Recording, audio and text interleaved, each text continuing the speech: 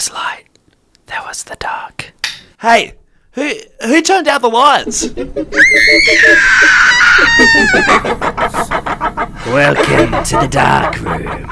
You're in this dungeon. Escape and win $2,000. Don't escape and die! Now welcome to the show, the creepy, sadistic, end-of-level boss that is John Robertson. John. Hey! Good morning, mate. How are you? Yeah, great. That was a great intro. I had no idea that I was an attraction on the Gold Coast. That was like the creepy. Amazing. Hello, children. I've been indicted for various crimes, apparently. But hello, boys. Good to be with you.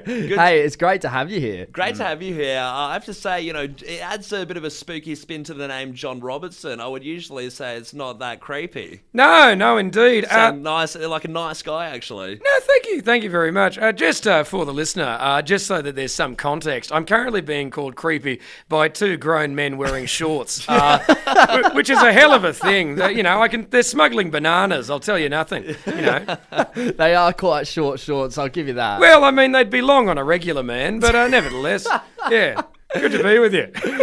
John, I mean, you're turning up the heat on the standard game show format, making the risks even deadlier. Can you tell us what's separating your game show from ones like, Family Feud or Deal or No Deal? Oh, well, the part where my one's enjoyable. The Dark Room is a deranged, like, rock and roll, heavy metal game show. So, whereas, is Grant Denyer still alive? I haven't been in the country in a while. He's still around, yeah. Really? Yeah. Good still Lord. Kicking. They've allowed that to happen? That's insane. He should have been euthanized for the public good years ago.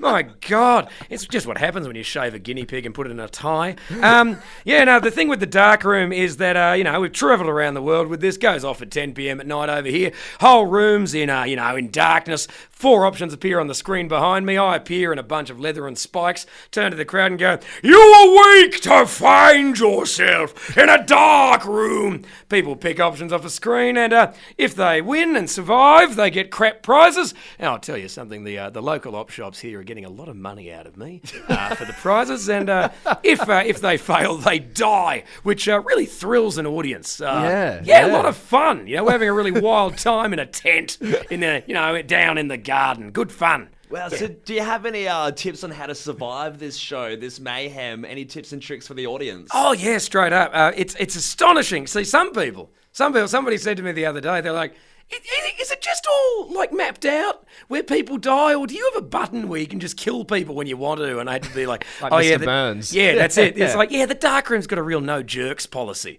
So, if I can smell that an audience member is starting to annoy the rest of the audience, it's amazing how quickly you'll be out of my show. Right. Or you stay if I find it funny. So do you get the occasional heckler and someone who takes a little bit too far? No, not really. We get people who don't know where they are. That's happened a fair amount. There was one guy the other week, I'll tell you something, whatever show he thought he was watching, it was real good.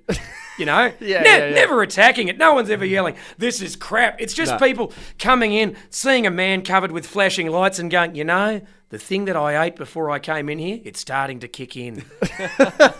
And then, of course, I kick them and they're astonished. But yeah, pretty wild and fun. I mean, speaking of these audience members, do you have any that come in and don't play by the rules? Oh, yeah, but we kill them. I mean, they're killed off. Oh, yeah. I mean, you let them do it for a while. You got to remember as well, I do this show for kids in the afternoon on the weekends. And tell you what, that's a great day at the races. Because what do you want to do, sweetheart? Some nonsense? Just some crap? Not your dad. Don't care. Okay. You just play around for a while, and then if they eventually muck up, you kill them. That's fun too. Yeah. Tell you something. You yell, you die in the face of a 5-year-old. God, people have an opinion on that. It seems like you're a bit of a madman that's found a cathartic way to release your anger. You just bring it to the show. Yeah, why would you go to therapy when you can monetize it? Yeah, you can monetize and kill people at the same time. Well, I mean, also go to therapy as well. I feel I probably should point that one out, probably just for your wives. Yeah.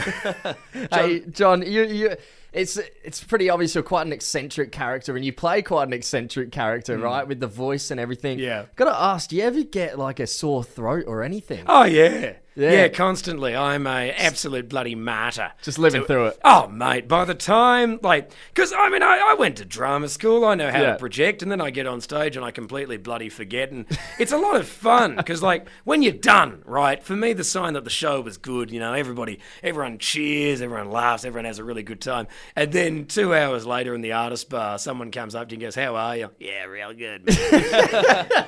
Oh, yeah, another good one, to somebody, I'd very rarely have to pay for drinks because I think people just go, shit, John's terminally ill.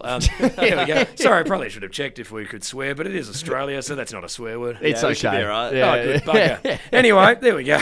John, I have to ask, back to how this game works. Do you have to work with strangers? Do you have to almost get in teams or work together to survive? Oh, sometimes. What we do usually is we get a bunch of people to play on their own for a while, so people watch that, see people do that. Then we'll have a couple of people play together, and then at the end of the show, everybody plays, which is when it gets real loud. Yeah, that's fun. That's when a lot of chanting, everyone's figured out during the show. We get a lot of people who've seen the show before coming back, which I'll tell you what, that does something to people's brains. If you don't point that out to people at the start of the show, and then when I go, you are weak to find yourself, and you suddenly hear 50 people saying it along with you, you just see the faces of the people who haven't been there going, what is going on? Yeah. Do you get any demographics where they're a bit like, oh, I shouldn't have brought my 90-year-old grandma to this one? Nah, grandmas love it. Grandmas love it because the thing is, you've got to understand, right? Your grandma has seen more crap than you have. Right? If you got a grandma now, your grandma grew up in the 70s, right? Round here, so they've seen a lot of weird stuff. They were there when David Bowie and his Technicolor bulge was still around, So, I've had, the thing I really like, we get a lot of, old ladies occasionally come to the show and they're like, we like the rude words. Say more rude words. We like it when tell him again he's a fool. Go on, good, yes. They like that. I mean, they understand, when they're just saying, it's just a weird guy doing fun stuff. Yeah. Gets them around. Hey, John, before we wrap things up, we do want to play a little bit of a game. Yeah, with great. Now, similar to the game shows you see on TV, you're Imagine told... watching TV. Don't you have more important things to do, like heroin? Yeah. You're told you must start incorporating ad breaks into your show. That's fine. So we're going to give you a product, and Yeah. can you show us how you might stop the show to sell it? Sure, buddy. All right. The first product is Heinz tomato sauce. Well, it's been a lot of fun. And you know how you just died? Do you like blood? Well, here's what it looks like when it's congealed. Heinz tomato sauce. What you look like on the inside when you've got hepatitis. There we go. There's Very one. nice. Thank That you. was amazing. Oh, that was How's probably good? Was that the censor bleep from before finally arriving?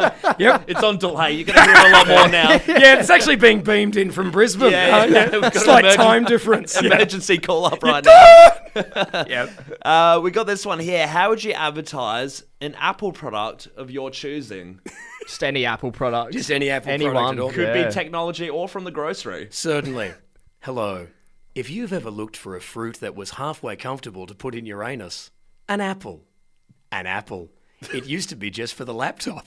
Now, the bum. There you go.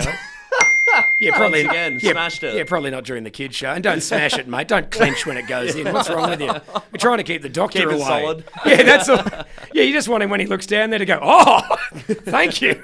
All right, we have one more. Yep. Final one. A waterbed. A waterbed? Absolutely. Hi there, gang. You know, when I was a younger man, I used to get my cardio through sexual intercourse. Then I bought a waterbed and got real fat and lazy. Waterbeds, let it do it for you. I think we're going to see a resurgence, the best resurgence since the 80s for the waterbed. Yeah, now. I'm not going to lie. Just as I was saying that, the ex-girlfriend I'm thinking of will have woken up in Perth and gone, is he doing the waterbed bit again? Because that happened. As I was saying, I was like, oh yeah, I remember 2004. Yeah, righto. Do not miss John Robertson's The Dark Room at the Kingfisher at Gluttony in Rymall Park. He's here every night till the end of Fringe, the 17th of March at 10 p.m. John, you've been an absolute pleasure, mate. A pleasure to Thank be you. with you, John. legends. Thanks so much.